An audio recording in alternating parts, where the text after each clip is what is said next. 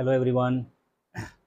Last lecture में हम लोग ने अब तक ये जाना है कि स्फेरिकल मिरर क्या होता है और उसको कैसे बनाते हैं, कैसे बनाया जा सकता है। इसका एक बेसिक मेथड हम लोग ने डिस्कस किया है। अब हम लोग बात करेंगे ये जो स्फेरिकल मिरर है इसके द्वारा किसी ऑब्जेक्ट का इमेज कैसा बनेगा, और जब हम उस ऑब्जेक्ट को इस मिरर के सामने रखेंगे, कहाँ रखेंगे, कितनी दूरी पर रखेंगे, तो इमेज कैसा बनेगा, इसकी बात करेंगे। इसको समझने के लिए सबसे पहले हमें मिरर की कुछ खास कैरेक्टरिस्टिक्स डिफाइन की गई हैं, उन कैरेक्टरिस्टिक्स के बारे में जानेंगे। तो चलिए शुरू करते हैं। Characteristics of a mirror.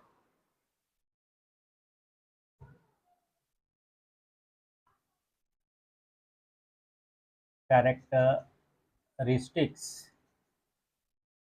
Of A spherical mirror.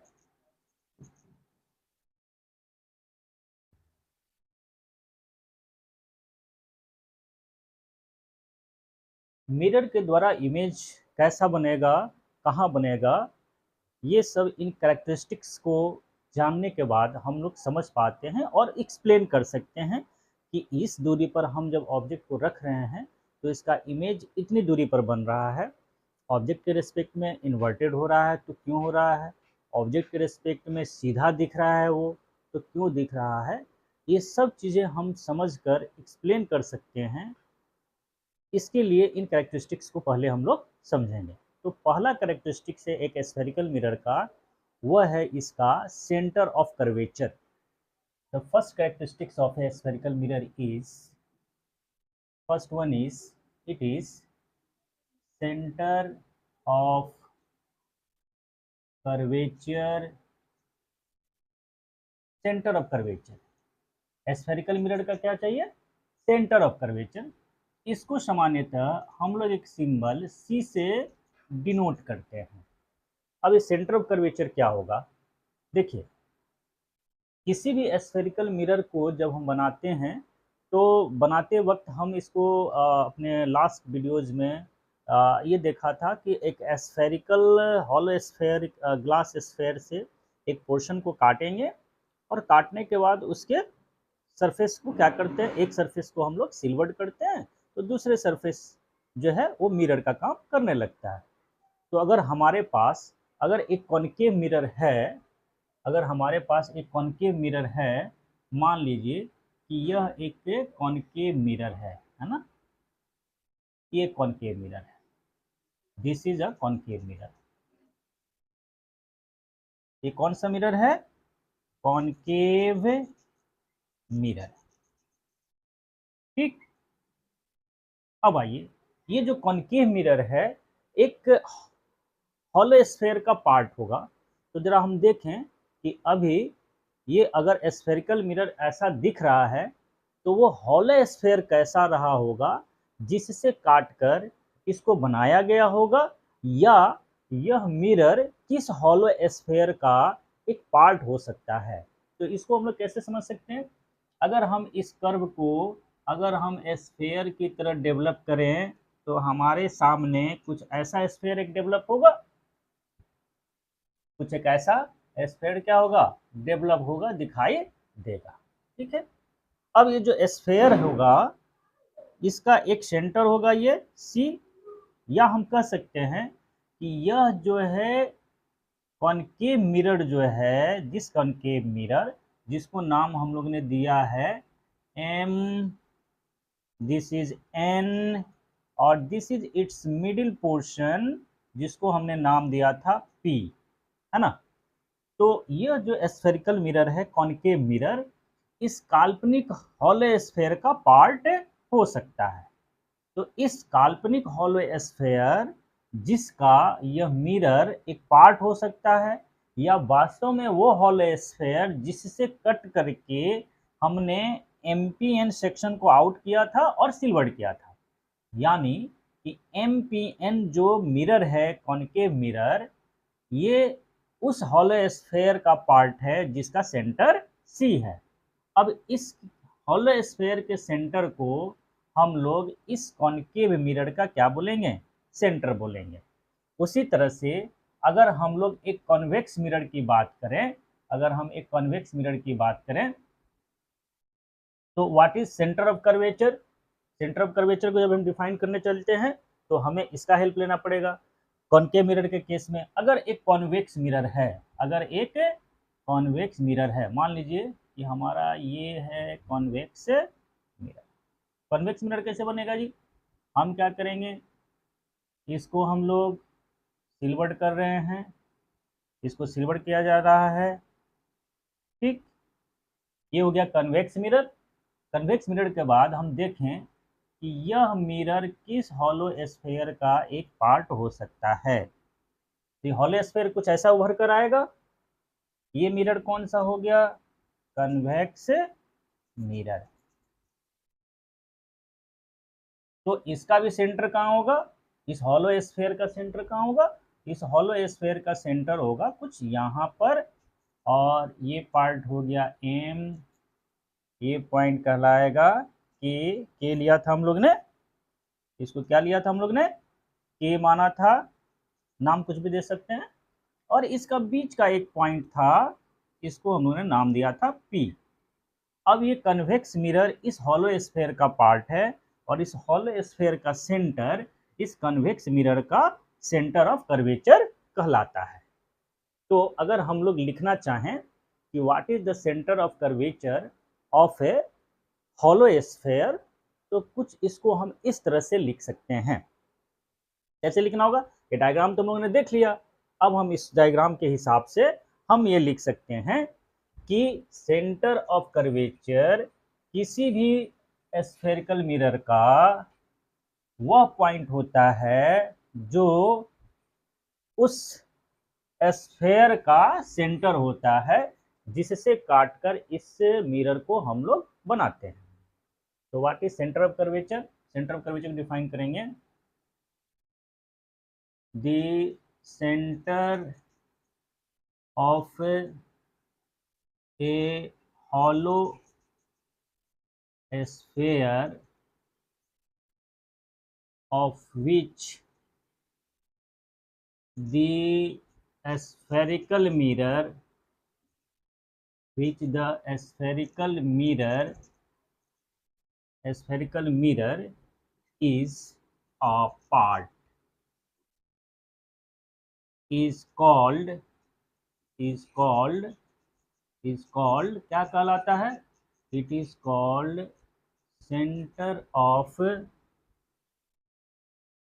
curvature, center of curvature of the spherical mirror, spherical, the center of the hollow sphere of which the spherical mirror is a part is called the center of curvature of the spherical mirror। अभी जो centre of curvature है इस spherical mirror का, क्या हुआ उस mirror का जो रिफ्लेक्टिंग सरफेस है उस पर लाई करता है। अभी हम लोगों ने तुरंत देखा कि वह जो पॉइंट सी है वह मिरर के रिफ्लेक्टिंग सरफेस पे लाई नहीं करता है, बल्कि वह रिफ्लेक्टिंग सरफेस के बाहर लाई करता है। तो हम कह सकते हैं कि centre of curvature of A spherical mirror lies outside the mirror, outside the reflecting surface of the mirror, outside the क्या लिख सकते हैं, reflecting, outside the reflecting surface of the mirror।